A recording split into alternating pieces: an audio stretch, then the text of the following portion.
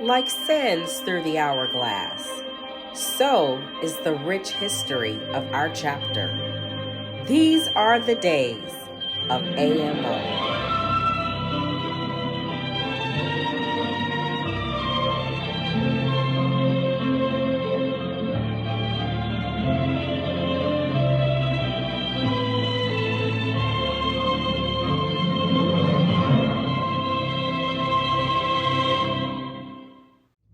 Good day.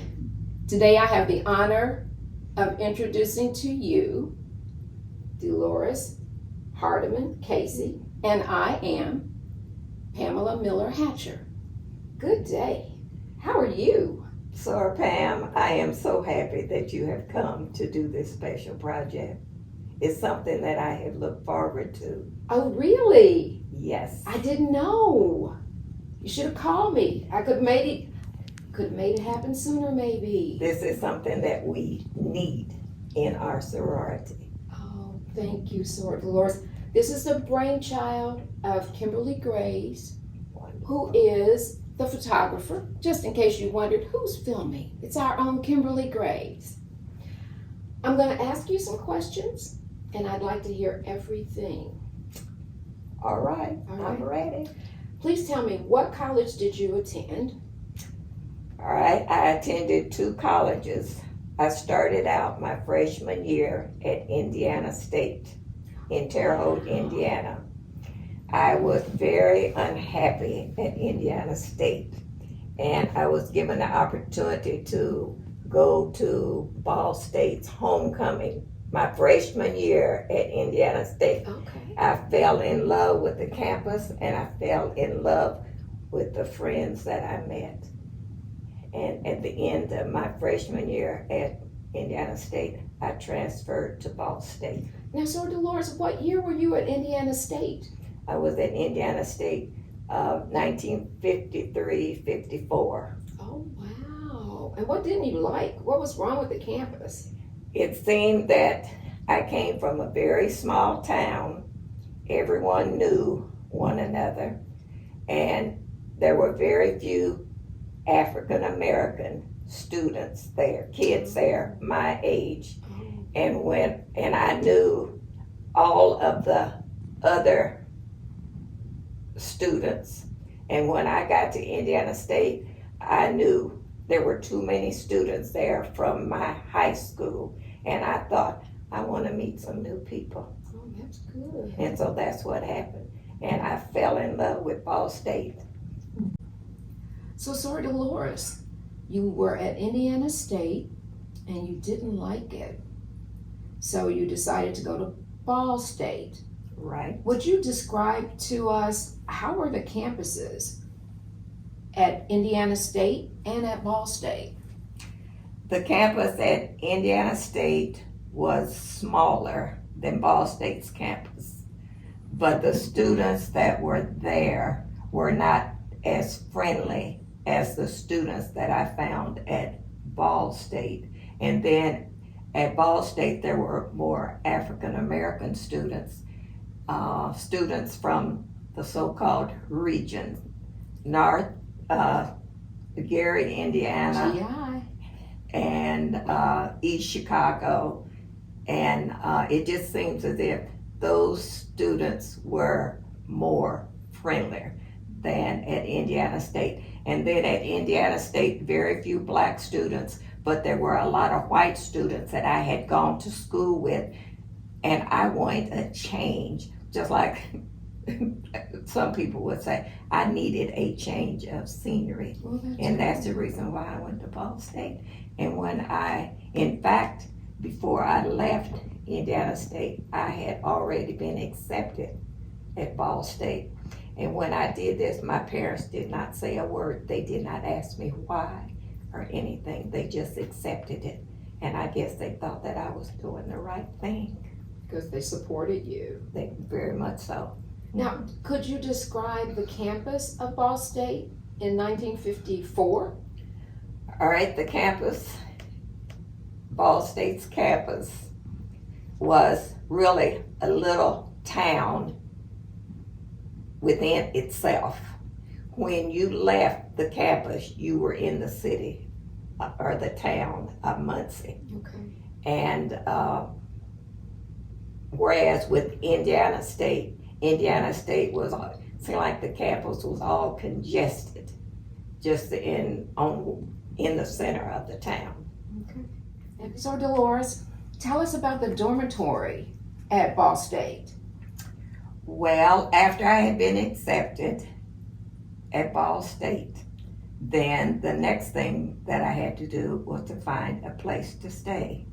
I filled out an application for the dormitory, but because there was not another black student for one of the rooms, I was not able to stay in the dormitory. I had to have a black roommate. And so then after my parents took me to the campus and we talked to the dean of girls, and so then she directed my parents to a family who lived out in the city who helped girls find places to stay out in the city with a black family, of course. And so that person was Penny Thomas. And we met, she and her husband, and they found me a place to stay with the family. And I was able to stay with that same family all 3 years while I was at Ball State. And they had no children, and they accepted me just like their daughter. That's wonderful. Because it's probably unheard of to think that you only could stay in the dorm if you had another roommate who was the same race that you were. Is that how it was? That's the way it was when I was there. Wow. And so once I found this family, a nice family, I didn't even think about going back and staying in the dormitories. Oh, no. Well, tell me, how did you get back and forth to school, to the campus? All right, I lived at 1112 East Adams Street, which was on the east side of Muncie. I had to walk from 1112 East Adams Street all the way downtown to catch the bus to Ball State.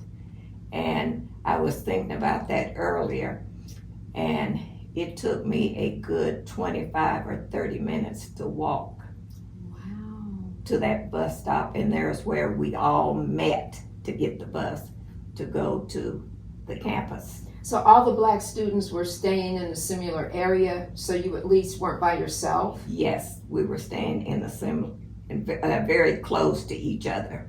Oh, that's something. Now describe how classes were when you would go to class. How was that? I had no problems with the classes. I found the classes to be fine. And one thing I can say about the teachers, the professors at Ball State, it seemed like they took an interest in the black students.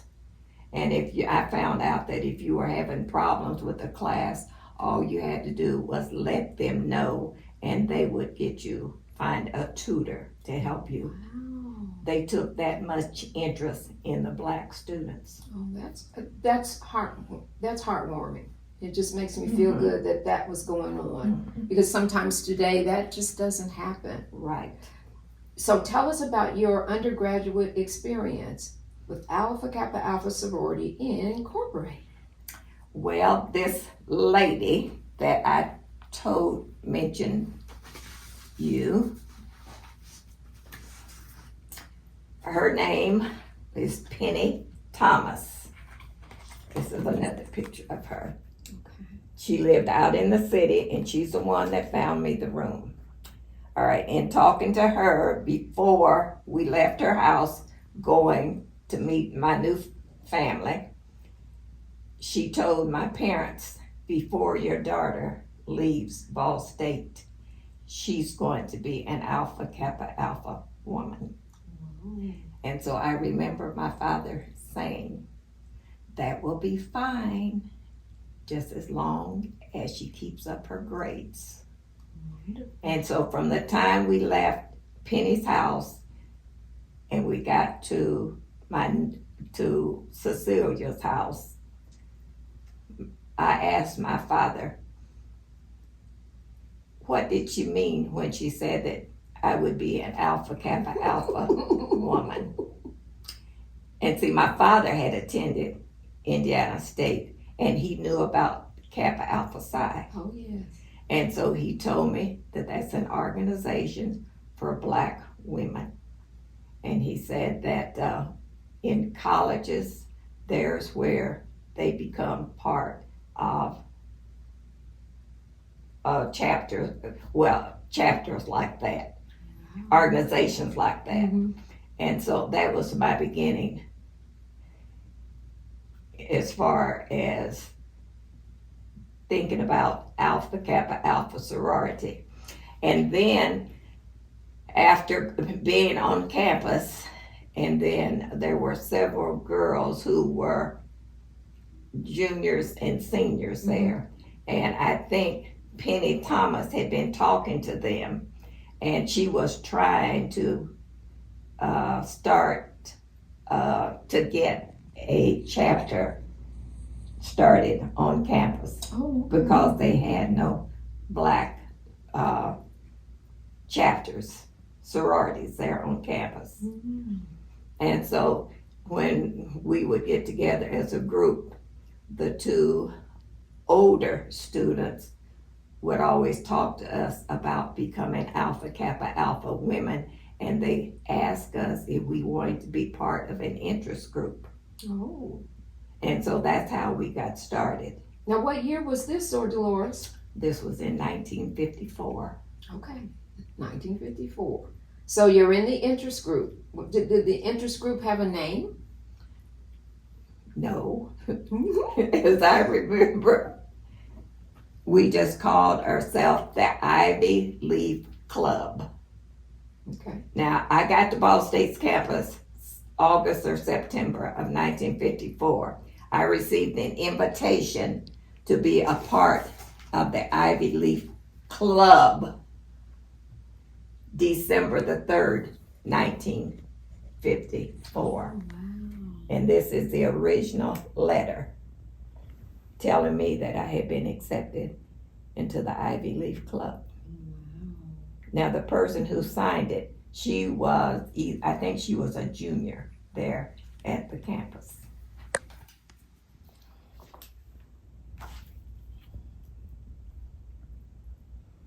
This is what they did back in the day, sorors. Wow. You have it beautifully preserved. So tell us about your pledge period. So, Pam, we really did not have what we called an official pledge period. Well, what did you do? This group of students that were in the Ivy Leaf Club, we stayed together for 2 and 3 years. I was a member of the Ivy Leaf Club for 3 years, waiting to become an Alpha Kappa Alpha woman. Penny Thomas kept us together, and each year as more girls came to campus, then we tried to pull them into our group. And then finally we had a group, one time we had a group about 15 or 16 students. And we just stayed together those 3 years. We did, there were 2 persons, Penny Thomas and Mrs. Smith. I've forgotten her first name. They worked together, and between the 2 of them, they are the ones that are really responsible for having a sorority, an Alpha Kappa Alpha sorority on campus. And we would have meetings or not so much meetings, but we would have get-togethers at their homes, and they would talk to us about Alpha Kappa Alpha sorority. And we could not go on campus and let them know that we were doing anything like this. We could not dress alike. We couldn't even use the word Alpha Kappa Alpha sorority. But they They invited you to become a member. Why couldn't you? That wasn't from the campus. Oh, it was from the sorority. It was from this little group that we were in. Oh, okay. And they were working through, all right, Mrs. Thomas and Mrs. Smith were working with someone at Kappa chapter here in Indianapolis, trying to get us started. This is what we called an interest group. Oh, okay. I'm awake now. Okay. You're right. All right. So it's an interest group until you could become a chapter. Yes. Wow. So you, for the next 3 years while you were at Ball State, For me, it was 3 years. You had your girls and your friends, and you all did activities. Right. So when did you finally become an AKA? All right, in 1957, I guess it was about in March or April, probably was in March, early March, that Penny Thomas and Mrs. Smith found out through Sora Ruby Woodson that we could become Alpha Kappa Alpha women through Kappa chapter here in Indianapolis. Mm-hmm. So then beginning in, I would say March, then we would, in a group, drive back and forth from Muncie to Indianapolis, and we met with the sorors here in Indianapolis. Now we had some sorors who came from Tall chapter, and they were responsible also for making us. Do you remember the names? Ruby Woodson, who was my first graduate advisor. Who else? Was Sorula Barton involved? No, right now, I just Clarine remember, Anderson? Clarine Anthony, I'm No. sorry. Not Clarine. I just remember Sora Ruby Woodson. Wow. She was a force and a hardworking soror. So that's how you became a member of Kappa chapter. I never knew. I never knew. So what was your pledgeship like when you finally when you were making your trips from Muncie to Indianapolis and back and forth? What did you do? Were there activities? Were you then allowed to dress alike? Sora Pam, I only remember driving back and forth to Indianapolis, and what I remember most is they called themselves taking us over the burning sands. What was that like for you? So the burning sands, to me, I remember a couple of times. We were here in Indianapolis, and they blindfolded us, put us in a car, took us to a cemetery. And I believe that cemetery was someplace, we went north on Michigan Road, and there's a cemetery out there someplace. And they gave us either a spoon or a fork. And they told us that we were supposed to dig and find a worm. Oh, wow. Now here it was pitch dark. There were some lights, but not in the cemetery. It was pitch dark. Wow. But then we had a mentor. Each one of us had a mentor, and she was with us. And she would tell us, she would take us by the arm. My mentor would take me by the arm and tell me, all right, here, use your fork and dig for a worm. And so then I pretended that I was digging for a worm. And then I asked, what am I supposed to do with the worm? And I never will forget, she told me, we may want you to eat it. Oh, wow. And so I said, I just told her, I can't do that. And so then she said, you find a worm and then you put it around your neck. But of course, we never found the worm. I never found the worm. And that was something that I could not do. I don't blame you. What were there other fun things that they had you do? Now, that's the only thing that I can remember right now. But I do remember going into homes, and I don't know whether it's Sora Woodson's home, but someone's home here in Indianapolis, and we got to know each other, and we were playing games and things like that in the homes. And then they also would. That was the time that we had to begin learning the hymn, and then also we learned. I know we had to learn the founders of Alpha Kappa Alpha Right. Sorority and things like that. Now, other than that, I don't remember too many other things. Do you that we remember? did. Do you remember who was on line with you?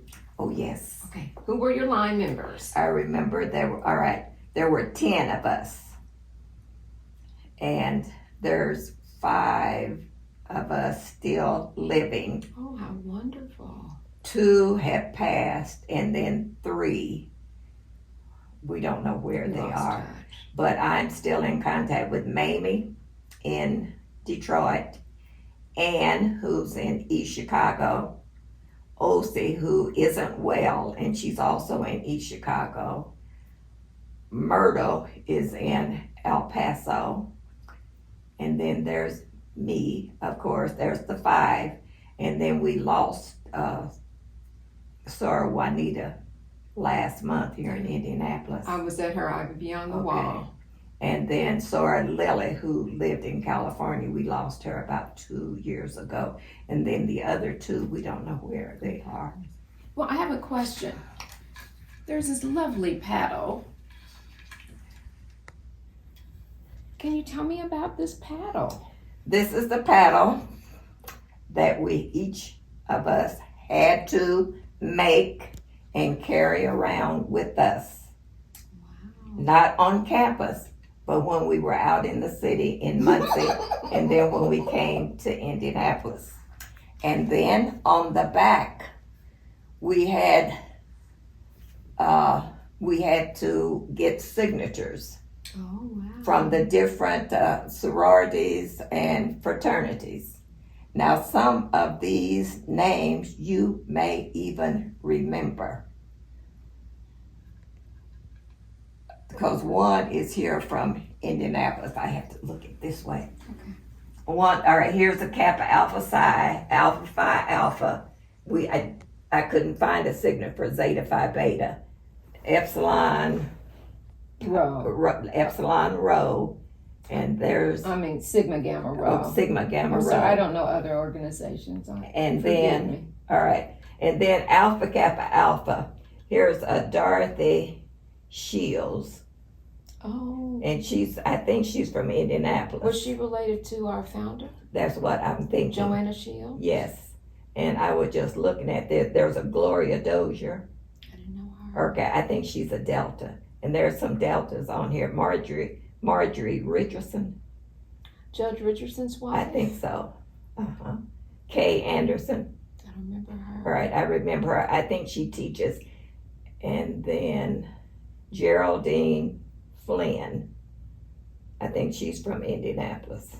Wow. And I have just kept this through the years. So as I'm going to let you see, this is what she's talking about.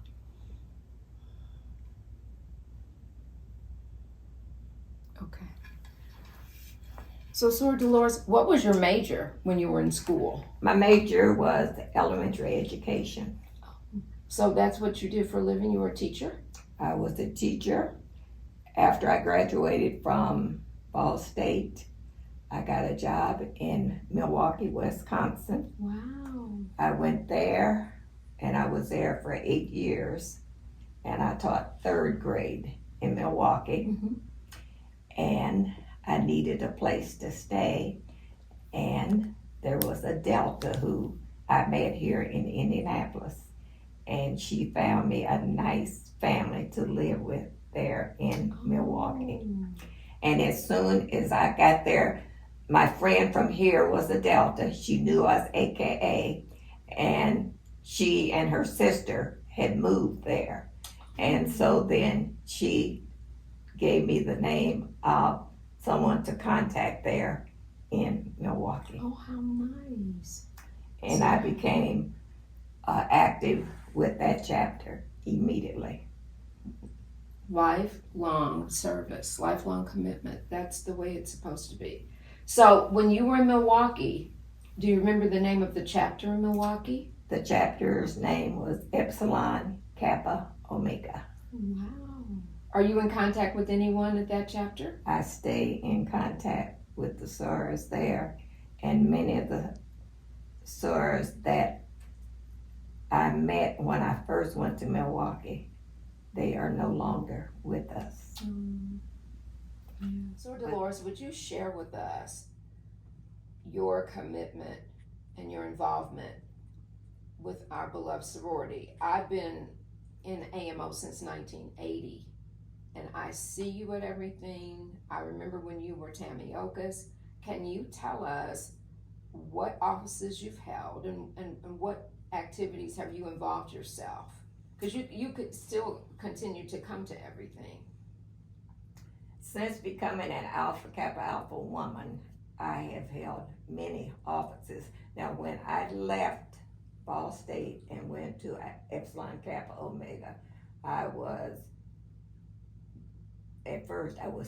first thing I knew, I was Tammy Okas for them. I was trained by a good CPA, and then I became Basilisk before I left there. Basilisk, I see. And then when I came here, I still continued to work in the chapter here. And just like you said, I was Tammy Okas, I was Epistolist, I was, I guess, treasurer for the Boulay. What year was that? 1994. Oh, I did. So was that Boulay? Yeah. I was at that one. Yeah. Now, what year did you come to Indianapolis to AMO? All right, I came in 1965. Wow. Do you remember who was the Basilisk in 1965? Well, I think maybe it was Sir Marilyn Strayhorn. Oh, okay. I think. I should have looked that up, but I'm not that's sure. Okay. But I'm not sure. But I think it was her. All right. And then I became part of the cotillion. I enjoyed working with the cotillion. And I was co-chair for 2-3 years, and then I was chair for 2 years. But when I am part of an organization, I like to come in, work, and I like to try to make that organization better. Which you have. When we had the cotillion, I was the one that provided all the forms for the girls to turn their money in. Oh, okay. And then also, when I became Tammy Okas, I was the one who put our financial records on the computer. Oh, that's a blessing. And then since then, the Tammy Okas reports have been on the computer. I used an old computer, Apple computer, when I was working for IPS, when they brought the computers into the elementary schools. We were given the Apple computer, and I was asked to be the computer teacher trainer at my building. And I trained all the teachers at my building on the Apple computer. And then from there, then they trained their students. How awesome. And that's the reason why when I became Tammy Okas, I had access to a computer. And I was treasurer at my church, and we had the treasurer's reports, the financial reports on the computer. And so then I knew how to do it. Wonderful. Well, what's been your most memorable moment in AMO? My most memorable moment was when I became an Alpha Kappa Alpha woman. I knew that I would belong to a sisterhood. Yes. That I could be a part of for the rest of my life. And I knew that I would be with Black, educated, and talented women who really had a mission, and their mission was to make AKA the best that it could be. Mm. And the founders would be so happy with what they have done. I have found this out in my 65 years of being active / financial with Alpha Kappa Alpha. A blessing. Now, so as you can see, she has on a pearl tiara. Would you explain to us what your white pearl tiara represents? This is very special to me because, number one, this is my 65th year in Alpha Kappa Alpha Sorority. And my tiara was designed by our own Elaine Singleton. Oh, how beautiful. A very talented person. Yes, she is. So, Dolores, I see all of this memorabilia in front of us. Please explain. So, Pam, I'm the type of person who can collect and save anything. In going through some of my files, I found these pictures. This is my pledge group, and this is all 10 of us. And this is, I think this picture was taken from the Indianapolis Recorder. And then here we have pictures of our interest group while we were at Ball State. We have 2 pictures. Now, some of those students graduated and were not able to become Alpha Kappa Alpha women. Wonderful. Here is my original certificate that I received in 1957, and Supreme Bachelor's at that time was Ernetta G. Wallace, and the chapter Bachelor's was Marlene Johnson here in Indianapolis. Okay. Beautiful. Okay. Then when I became a 25-year member, meaning a Silver Star, here is my certificate. And the Supreme was Barbara Phillips. Okay. And this is when I became Golden in Washington, D.C. Oh, And of course, our Supreme Bacheloress was Barbara McKenzie. Yes. And I am just waiting on my certificate for becoming a Pearl. And then here, you won't believe this. This is my first Ivy Leaf that I received. June. It's kind of weary and sort of falling apart, but this is the first. That says June 1957. And that Wow, tells you so what it Dolores. is. And I wanted to compare that Ivy Leaf with the most recent Ivy Leaf. We have come a long way. Yes. Oh, wonderful. I think you've seen this. Didn't we see this? Yes. We saw it. Sore penny. Mhm. Final thoughts. What would you tell new sorors or those sorors who have reactivated? They've maybe been out since they graduated, never really affiliated, but now they've come home. We call those sorors, we love them. We call them our lost pearls. But things have changed so much Right. since many of us were initiated.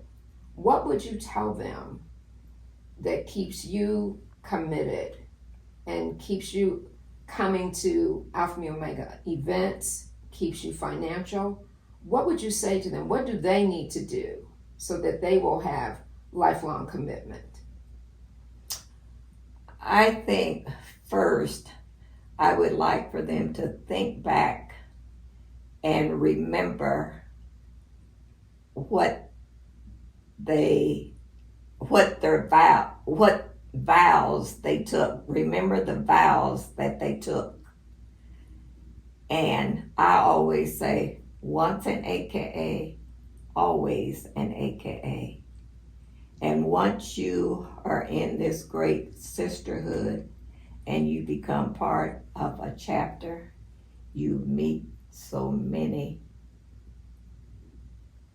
educated, talented Black women. And AKA has all kinds of programs, and I think we call them targets. Program targets.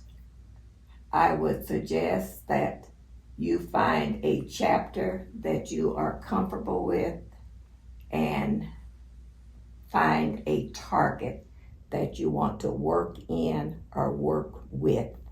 And that way you are forever meeting new people and you are doing a service to Kappa Alpha Sorority, because that's what we do.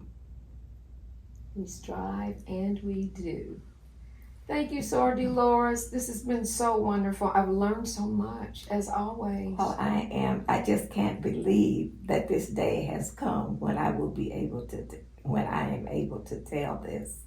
And I want to thank you, Sora Pam and Sora Kim, for doing this. This is a wonderful project, and we just need to keep it going. I agree. It's been my pleasure. Thank you so much. I have certainly enjoyed it. Thank you.